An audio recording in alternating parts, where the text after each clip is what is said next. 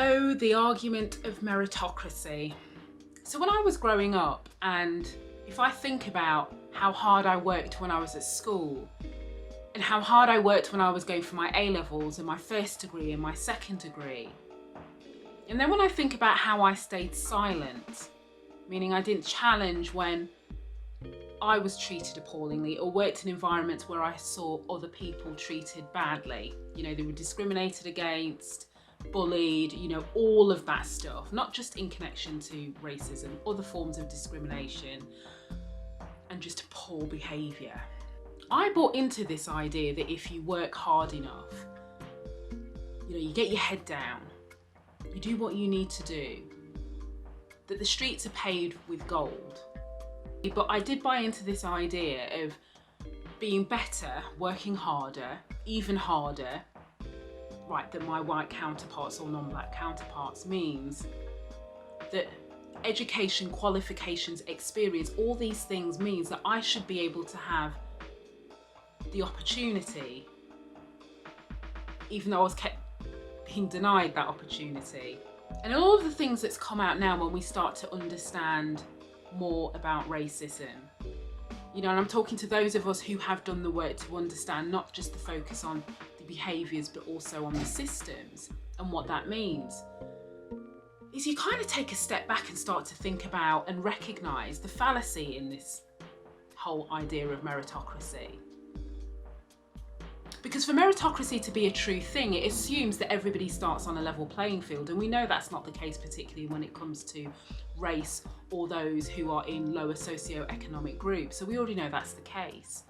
But if I focus on the danger of that argument within the workplace, you know, when I'm talking to directors and senior leaders who are saying, but Shereen, the reason why my business looks the way it does is I can't help the fact that we have collectively hired what we thought were the best people for the job. And they stand by that. And all the language that is used when it comes to recruitment and talent management and talent development, so how you promote people and give people opportunities and help them advance within the organisation, is still anchored in this fundamental argument of meritocracy. So those who are deemed the best win. But the problem with that argument, the unintended consequence of that is what it shows is that if you have not made it, whatever the definition of made it is, you know, you haven't got the job, you haven't got the title, you didn't get to that senior level within the organisation, there must be something wrong with you. You're not good enough, you're not smart enough, you're not intelligent enough, you know, all of those things. Because if you were, then you'd be there. And the reason why this is so relevant in lots of different arenas, I know, but particularly when we're talking about anti-racism and we're talking about dismantling structures, processes and systems, is those organisations and those leadership teams who are hanging on to this idea of the world being truly meritocratic and their organisations being truly meritocratic, are basically saying that the reason why black people have not progressed, the reason why other marginalised groups have not progressed within their organisations, is because they're not good enough. And the other piece is, when as black people, we talk about all the things that we should do, could have done differently to somehow not be in this situation that we are today. Absolutely, there are things we should and could have done differently, and going forward there is work for us to do in this space. That's why I always talk about, you know, the moving for the change that we want to see in society will take all of us doing work in very different arenas. But if you focus on this idea of the reason why black people do not progress within organisations is because they're not good enough, because if they were good enough, they would have, the company or the leaders would have been able to see past their colour, right, and hired them into those roles. And if you also believe the argument that the reason why we are where we are is because as black people, we have not worked hard enough, we have not worked smart enough, and you cite all other communities who have seemingly done a better job than we have, we are also missing the crucial point, is that we never started off with a level playing field. All that is correct if everybody has, relatively speaking, the same opportunities. But we're starting with systems and inherited systems that were set up for us to fail. So I am not saying that it's purely down to systemic racism. But when you look about how inequalities is manifesting itself in other areas outside of the business world and the workplace. So when you look at, housing, when you look at health and education and the criminal justice system, that is not about the fact that as Black people, more of us are arrested and in jail purely because we're worse than other races. It's not as simple as that. When you look at the fact more Black women die in childbirth, that is not because we were not meant to carry children. So the same reason why when you look at organisations and say, well, this is the reason why there isn't any Black people in some instances, or only a few Black people, is because A, there's not enough Black people, talented Black people out there, but B, if they were, we would have hired them. By definition, if they're not in our business means they don't exist. So this is why I emphasise the focus on not only just behaviours,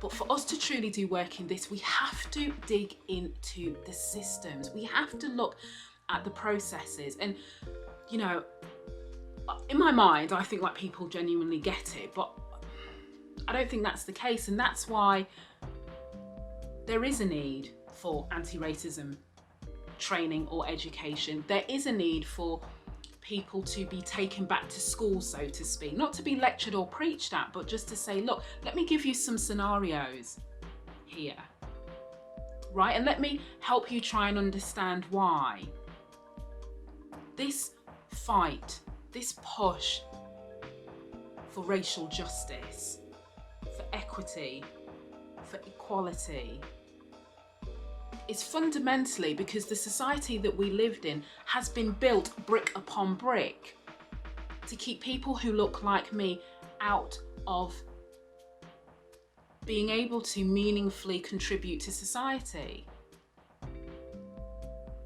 So when I talk about equality as it being a basic human right, so I'm coming at this from a real human rights, not from a diversity and inclusion perspective. I've already said I'm not a diversity and inclusion person. What I am is somebody who understands business.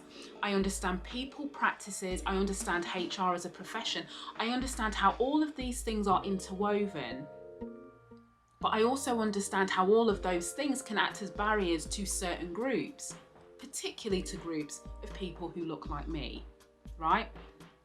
So you have to go back and make sure that you are really understanding the problem, because if you dance and jump over that because it's too uncomfortable, you're thinking it's too expensive, you haven't got the time, the resources to kind of try and understand into all of that, then we are no further forward than we were a few years ago when everybody got excited about diversity and inclusion, and lo and behold, we are where we are. So I'm using the example of meritocracy and this idea of survival of the fittest, but it's survival of the fittest providing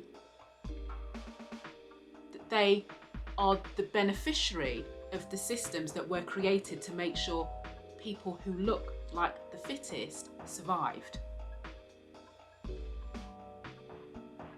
It's a really important point for me because I feel like it's still being missed. I still feel like we're getting into like another version of almost victim blaming. Do you know what I mean? And I'm not advocating for no responsibility at all. What I'm saying is, even if we did all of the things that white people claim that as Black people we don't do good enough, we don't do well enough, so we need to change all of our ways. We buy Black, we set up our own businesses, we do all of these things.